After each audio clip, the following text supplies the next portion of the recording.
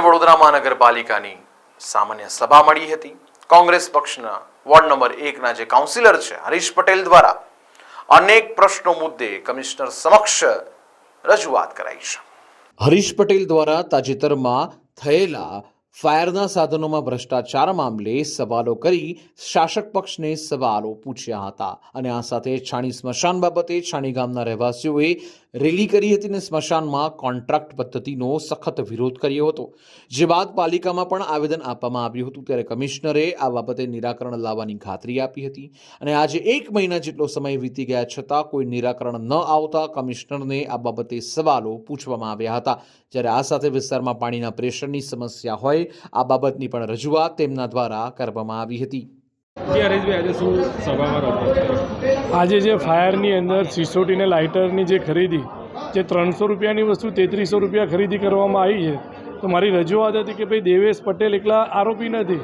દેવેશ પટેલ ભાવ નક્કી કર્યા પછી ટેન્ડર કમિટીમાં જાય છે, સ્ટેન્ડિંગમાં જાય છે, કમિશનર સાહેબ પાસે જાય છે, તો આટલી બધી જગ્યાએથી સિટી સ્કેન જેવી રીતે દરેક જગ્યાએથી ભાવ નક્કી કરવા માટે જાય છે, તો આટલી મોટી વસ્તુ કોઈને ખબર ના પડી। એટલે દરેક જે જગ્યાએ જ્યાં પ્રોસિજર પસાર થાય છે દરેક લોકો આની અંદર ઇન્વોલ્વ છે, દરેક લોકો પર એની એક્શન લેવી પડે।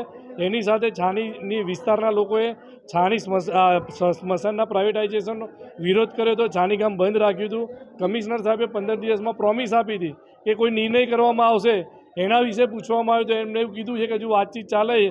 પણ સ્મશાનની બાબતે ગઈકાલે કમિશનર સાહેબે 31 સ્મશાનની અંદર અલગ અલગ અધિકારીઓની નિમણૂક કરી છે, તો પ્રાઇવેટાઇઝેશન કરવાની જરૂરત શું છે? કોર્પોરેશન જ હેન્ડલિંગ કરી શકે એવું છે, તો તમે જે નિમણૂક કરી છે એની અંદર એવું લાગે છે ખાલી કોન્ટ્રાક્ટરે સિક્યુરિટીવાળાની જ ભરતી કરવાની જરૂર છે, એના સિવાય તમામ કામ તો કોર્પોરેશન કરે। એટલી બધી ભરતી કરી તો શું તમે પ્રાઇવેટ કોન્ટ્રાક્ટરને ફાયદો કરવા માટે આ કોન્ટ્રાક્ટ કર્યો છે? એના સિવાય અમારું વોર્ડ નંબર 1ની અંદર નિજામપુરા છે, TP13 છે, નિજામપુરાની અંદર લો પ્રેશરની ફરિયાદ વર્ષોથી છે, એનું નિરાકરણ આવતું નથી। TP13ની અંદર સ્ટાર્ટિંગની અંદર 5 થી 10 મિનિટ ગંદુ પાણી આવે છે, એનું તાત્કાલિક નિરાકરણ કરવા માટે। અને બીજી વસ્તુ કે એક અધિકારીને 10-10, 15-15 ચાર્જ આપવામાં આવ્યા છે, તો એની જગ્યાએ જે જૂના એન્જિનિયરો છે વર્ષોથી કામ કરે છે, સારી કામગીરી કરે છે, તો એ લોકોને આગળ બઢતી આપીને એક અધિકારી જો જે વધારે ચાર્જ છે ઓછા કરીને એ લોકોને પ્રમોટ કરીને આગળ જવાબદારી સોંપવી જોઈએ, જેથી વોર્ડ લેવલે સારી રીતે કામગીરી થઈ શકે।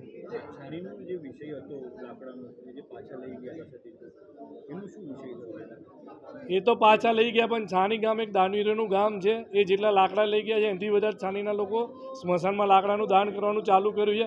આજની તારીખમાં પણ તમે જો છાણીના લોકોએ 40 થી 50 હજાર કિલો લાકડાનું દાન ઓલરેડી કરી દીધું છે। એટલે અત્યારે મેં કમિશનર સાહેબને કીધું છે દરેક સ્મશાનમાં એક કોઈ નંબર એવો લખો કે કોઈને દાન કરવું હોય તો એ દાનનું જે તે અધિકારીને ઇન્ફોર્મ કરી શકે, જેથી કોન્ટ્રાક્ટર પાસે એના પૈસા દાનમાં વસ્તુ આપેલો એના પૈસા જાય નહીં। અત્યારે તો કોર્પોરેશન કરે છે, પણ જેને દાન કરવું છે એને કંઈ કોઈની મંજૂરી લેવાની જરૂર નથી। આજે તમે છાણી સ્મશાનમાં જશો તો 40 થી 50 હજાર કિલો લાકડા છાણીના લોકોએ ઓલરેડી દાન કરી દીધા છે અને ટૂંક સમયમાં કીટનું પણ દાન કરવાના છે, એવી મારે એમની સાથે વાતચીત થઈ છે। ચેરમેન કમિશનર બેવને મેં પ્રશ્ન પૂછ્યો છે કે ભાઈ તમે અમારા ગામના લોકોને વિશ્વાસ આપ્યો હતો કે 10-15 દિવસમાં નિરાકરણ લાવીશું, તો કમિશનર સાહેબ એવો જવાબ આપ્યો છે કે વાતચીત ચાલે છે, આગળ એમાં કઈ રીતે કરવાનું હજુ કોઈ નક્કી કર્યું નથી, પણ જે નિર્ણય લેવામાં આવશે તો જણાવવામાં આવશે।